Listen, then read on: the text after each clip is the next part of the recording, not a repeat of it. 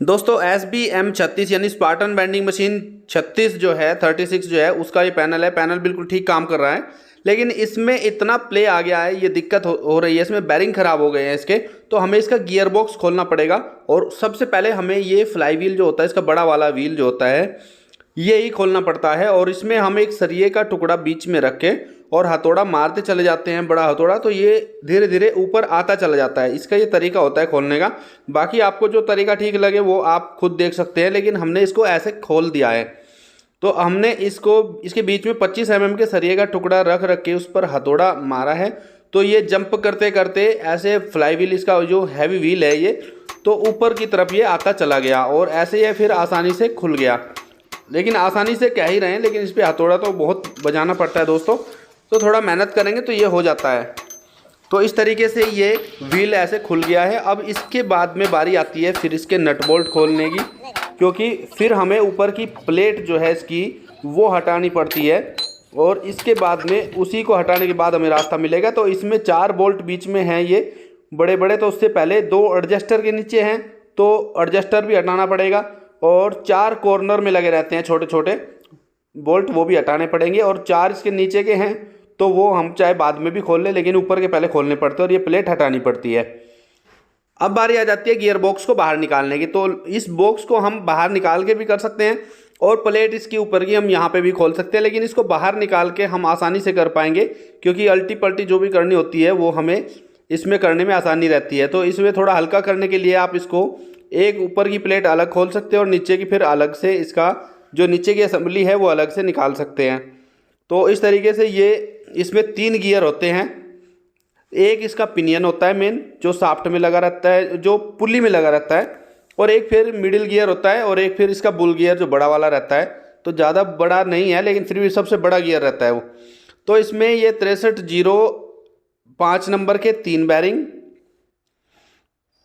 और एक इसमें 6306 का और एक 6213 का, अभी हमें ये चेंज करने हैं। तो एक बैरिंग और है 6311 का, वो इसमें बिल्कुल ठीक है। तो इस तरीके से आपको ये बैरिंग सारे निकालने होंगे और पुल्लर की मदद से यह काम आसान हो जाता है, लेकिन अगर पुल्लर नहीं भी है तो भी किसी न किसी तरीके से ये बैरिंग हमें निकालने ही होते हैं। तो अभी ये बड़ा बैरिंग भी, और ये पिनियन है इसका, जो पुल्ली जिसको चलाती है, सबसे छोटा वही रहता है, क्योंकि ये स्पीड को रिड्यूस करता है, तो सबसे तेज़ ये घूमता है और इसमें बड़ा गियर लगते चले जाते हैं फिर, तो इसलिए उसकी स्पीड बड़े गियर पे जाके बिल्कुल कम हो जाती है और बेंडिंग मशीन इसी वजह से कम घूमती है, जबकि मोटर पुल्ली को बहुत तेज़ घुमाता है। तो इस तरीके से अब इसको भी हम बाहर निकाल लेंगे, सबकी प्लेट खोल करके, और इसमें से ये सारा, ये पिनियन भी हमने निकाल लिए, गियर भी हमने निकाल लिए, बिल्कुल इसको खाली कर देंगे और साफ़ करके एकदम रख लेंगे। इसकी सील भी चेंज करेंगे। तो 30-45-10 की ये सील है जो पुल्ली की तरफ लगी हुई है, और एक सील इसमें और होती है जो 85-65-10 की होती है, वो लगी रहती है ऊपर की तरफ, जहाँ पे इसका बड़ा व्हील लगता है उस शाफ्ट में ये लगी रहती है। तो बैरिंग हमने SKF के मंगाए हैं इसके लिए। तो 6305 के भी हम इसमें पहले लगा के रखेंगे, और ये यहाँ पे 6306 है, और एक हमारे पास में 6213 का है। तो ये बैरिंग अभी चेंज करेंगे। एक 6311 का लगता है वो, लेकिन बिल्कुल ठीक है, उसमें कोई दिक्कत ऐसी नहीं है। तो अभी ये 5 बैरिंग हम इसके चेंज करेंगे। कमी तो 2 में थी, लेकिन अभी उसमें भी थोड़ी थोड़ी प्ले आ गई थी, तो जब गियर बॉक्स खोला है तो हम बाकी के 3 भी चेंज कर देंगे। तो इस तरीके से हम पहले ये छोटा वाला जो 6305 का बैरिंग है उसको हम लगा के रख लेंगे। यहाँ पे इसके बीच में एक स्पेसर भी है, और उस स्पेसर के ऊपर हमें ये बैरिंग लगाना होगा। तो 6305 का बैरिंग हम लगा लेंगे। तो ये ध्यान रखना है कि उसकी बॉल पर चोट ना आए, जिससे कि बैरिंग एकदम अच्छी तरीके से लग जाए। तो अब इसमें ये बड़ा बैरिंग आप देख सकते हैं, इसके नीचे में लगा हुआ है जो 6311 है ये, लेकिन बिल्कुल ठीक है, इसमें कोई दिक्कत नहीं है, ना ही कोई इसमें प्ले है। तो ये इसको हम ऐसे ही रहने देंगे और सबकी प्लेट नीचे से खोल करके तब फिट करना शुरू करेंगे, जिससे हमें साफ दिखाई भी दे जाए कि बैरिंग कहाँ तक आया है, कितना आया है। क्योंकि उसमें थोड़ा सा गैप प्लेट का भी छोड़ना पड़ता है, जो बाहर से ये कीपर प्लेट जो रहती है ये लगाने के लिए भी छोड़नी पड़ती है थोड़ी सी जगह। तो इस हिसाब से हम इसको बिल्कुल साफ़ कर देंगे, एकदम एकदम क्लीन करके इसको लगाना शुरू करेंगे। और बीच बीच में भी इसमें फिर जब लग जाएंगे सारे पार्ट तो फिर इसमें हवा मार देंगे। तो अभी सबसे पहले बड़ा गियर लगेगा, और फिर उससे छोटा, और फिर सबसे छोटी जो पिनियन है वो साफ्ट, जो उसकी पुल्ली वाली साफ्ट है वो लगेगी। तो सबसे पहले इसे लगा के हम घुमा के देख लेंगे अच्छी तरह कि एकदम सही फ्री घूम रहा है नहीं। अब इसके बाद में दूसरे नंबर का, तो उसमें हम पलट करके बैरिंग पहले ही लगा देंगे दूसरी तरफ। एक बैरिंग हमने इसमें लगा दिया इस तरफ का, और दूसरी तरफ का बैरिंग हम इसमें पहले ही लगा देंगे और फिर इसमें सॉफ्ट कोर्स को लगा देंगे। तो अब ये बैरिंग भी हमने लगा दिया है इधर। तो ये दोस्तों ये साइड पर काम आसानी से हो जाता है। SBM स्पार्टन की बेंडिंग मशीन है ये, और 36 SBM 36 है ये। आप भी इसको साइड पर आसानी से ठीक कर सकते हैं। बस ये ध्यान रखना होता है कि कौन सा पार्ट हमने कैसे खोला है, उसी हिसाब से थोड़ा याद रखेंगे तो आसान होता है। लेकिन ऐसी कोई दिक्कत नहीं है, जो पार्ट जहाँ से खुलता है वो वहीं पे लगता है। ऐसा नहीं है कि आप छोटे गियर की जगह बड़ा गियर लगा देंगे, ऐसा होगा भी नहीं। तो इस तरह से बारी बारी से जैसे ही पार्ट लगाते जाएं, वैसे ही इसको घुमाकर भी देखते रहें कि कहीं फंस तो नहीं रहा है। तो इस तरीके से, क्योंकि अभी गियर बॉक्स खुला हुआ है तो इसमें अभी कुछ भी कर सकते हैं हम। अगर थोड़ा कुछ कहीं पे खराद का काम भी होगा या कुछ भी ऐसा होगा जो ग्राइंडर से होने लायक है तो अभी हो जाएगा। लेकिन अगर पूरा फिट करने के बाद तब घुमाने की हम कोशिश करेंगे और उसमें फिर दिक्कत आती है तो वहाँ पे परेशानी खड़ी हो जाती है, क्योंकि फिर उसको दोबारा से खोलना पड़ेगा। तो इस तरीके से ये सील की जगह भी छोड़ लेंगे, यहाँ पे सील भी लगेगी। और ये शाफ्ट में भी हम पहले ही लगा देंगे। ये शाफ्ट में भी ये बैरिंग पहले ही एक तरफ लगा के, ये पिनियन है इसका जिसमें पुल्ली लगती है, और तब जाके इसको लगाएंगे। एक बैरिंग हमने इसमें लगा दिया है पहले से ही, और इसमें एक सील यहाँ पे रहती है और एक सील हमने बताया जहाँ पे बड़ा गियर जो ऊपर बड़ा जो व्हील रहता है इसका, वहाँ पे जो शाफ्ट रहती है उसमें एक सील रहती है। 2 सील लगती है इसमें। तो उनको भी जैसे ही मशीन खुलती है तो सील तो रिप्लेस ज़रूर करनी होती है, क्योंकि सील कोई इतना ज़्यादा कॉस्टली आइटम भी नहीं होता है, लेकिन बहुत ही इम्पोर्टेंट आइटम रहता है, क्योंकि उसके ख़राब होने से ऑयल लीकेज की प्रॉब्लम हमें आ जाती है। और इसमें 85W140 हम ऑयल यूज़ करेंगे, वो हमारे पास में अवेलेबल है। तो अभी हमने घुमा के भी देख लिया, अभी भी बिल्कुल स्मूथली चल रहा है।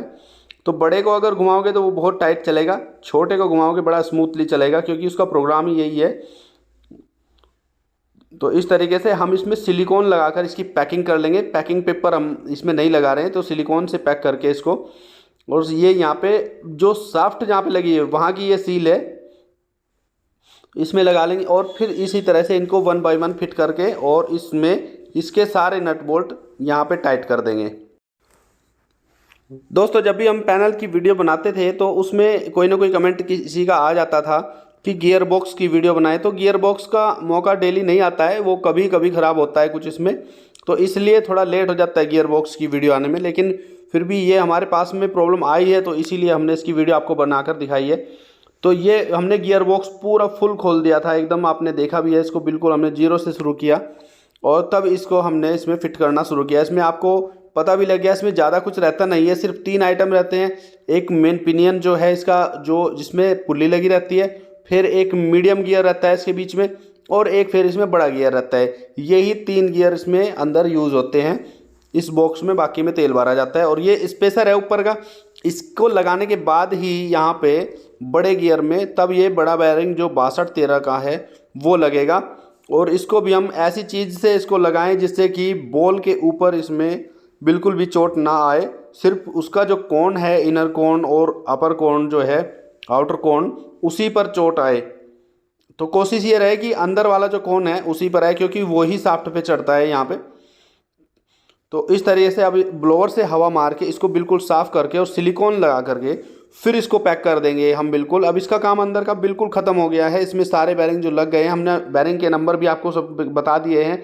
इसमें 6305 के 3 बैरिंग यूज़ हुए हैं, और 6306 का 1, और 6213 का 1, और 6311 का 1। ये टोटल 6 बैरिंग है इसमें, और 2 सील है। उन सील का नंबर भी हमने आपको बताया है। इसमें बड़े वाली सील जो है वो 65-85-10 साइज़ की रहती है, और जो छोटे वाली सील है वो 30-45-10 साइज़ की रहती है। तो 2 ही सील इसमें यूज होती है। तो इस सील के अंदर हम ग्रीस ज़रूर भर लेंगे, और ग्रीस भर के तब ही हम इसको लगाएंगे। और इसका जो खुला हुआ मुंह जो रहता है वो तेल की तरफ, जहाँ पे ऑयल रहता है जिस तरफ, उस तरफ रहना चाहिए। और इस तरह आसानी से इसको लगा करके सही से, और तब फिर इसको हम यहाँ पे पैक कर देंगे। और लगाते टाइम भी हमें ये ध्यान रखना चाहिए, जब हम इसको शाफ्ट पर लगाएं तो ये पलटनी नहीं चाहिए। अगर पलट जाएगी तो उसका स्प्रिंग निकल जाता है और फिर ये ख़राब हो जाती है। तो इसको किसी चीज़ से एक बार इसका जो कॉलर है वो पकड़वा देना चाहिए सही से, जिससे कि ये सील ना पलटे। तो इस तार की मदद से हमने इसको ये सही से फिट किया है। तो आप अपना तरीका यूज कर सकते हैं, लेकिन ये पलटनी नहीं चाहिए सील।